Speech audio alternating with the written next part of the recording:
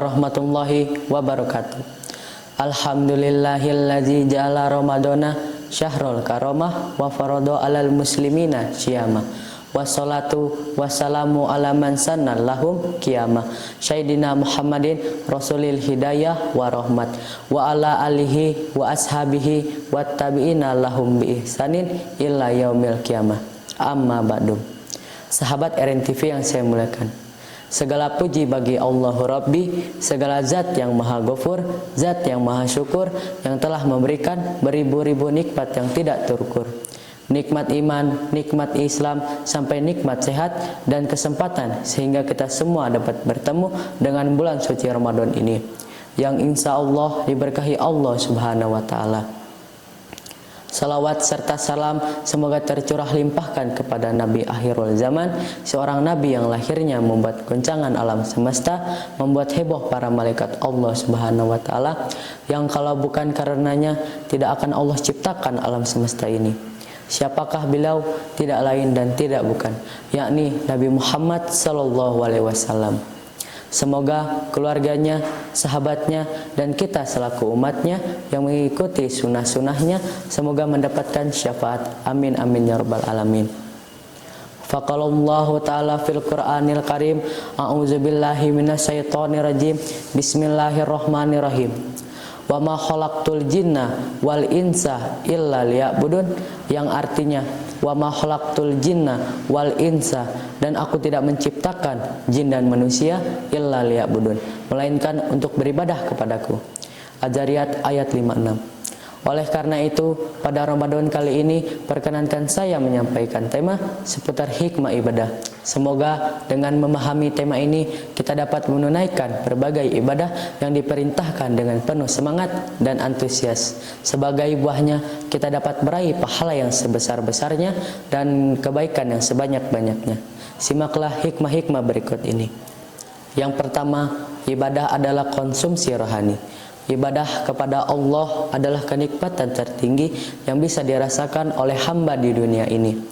Orang-orang yang telah merasakan nikmat ibadah pernah berkata, sesuatu yang terbaik di dunia adalah mengenal dan mencintai Allah, dan sesuatu yang terbaik di akhirat adalah melihat dan mengenal Allah secara langsung tanpa perantara. Jadi hati kita tidak akan bahagia, tidak akan senang, tidak akan tentram, dan tidak akan damai kecuali dengan beribadah kepada Allah dan mendekatkan diri kepadanya. Oleh karena itu, seorang yang telah merasakan nikmatnya keimanan tidak akan memandang ibadah hanya sekedar ketundukan dan penunaian perintah Allah semata. Ia dapat merasakan kenikmatan dengan munajat dan ketaatan kepada Allah serta menemukan kebahagiaan yang tiada tara. Sangatlah wajar apabila Rasulullah SAW senantiasa menunggu-nunggu waktu ibadah seperti orang yang kehausan sedang menantikan air yang segar. Kita kan suka bilang, udah azan zuhur lagi, lah kok udah asar lagi. Sangat jauh sekali dengan Rasulullah dan para sahabatnya. Ketika masuk waktu salat, beliau bersabda kepada Bilal, "Kum ya Bilal, dirilah hai Bilal. Fa ahrih nabi salat, hiburlah kami dengan salat." Hadis riwayat Abu Daud. Dan tidak mengherankan pula apabila beliau bersabda, waju ilat qurratu fi salat, dan dijadikan salat sebagai penyejuk mataku. Hadis riwayat Ahmad dan An-Nasai. Sahabat RNTV yang Allah muliakan, yang kedua ialah ibadah adalah jalan kebebasan yang hakiki.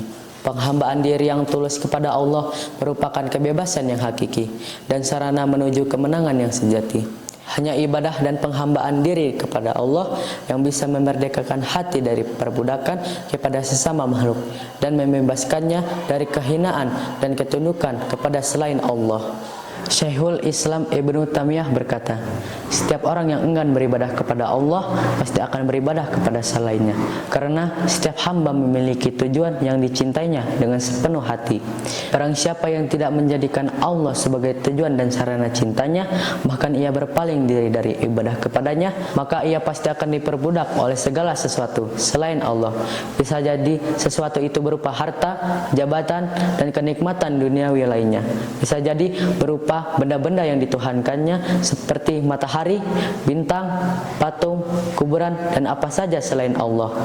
Jadi orang-orang mukmin yang senantiasa beribadah kepada Allah adalah orang-orang yang bebas dan merdeka secara hakiki. Sedangkan orang-orang yang tidak mau beribadah kepada Allah sebenarnya adalah orang-orang yang telah diperbudak oleh hawa nafsu dan kesenangan dunia yang hina.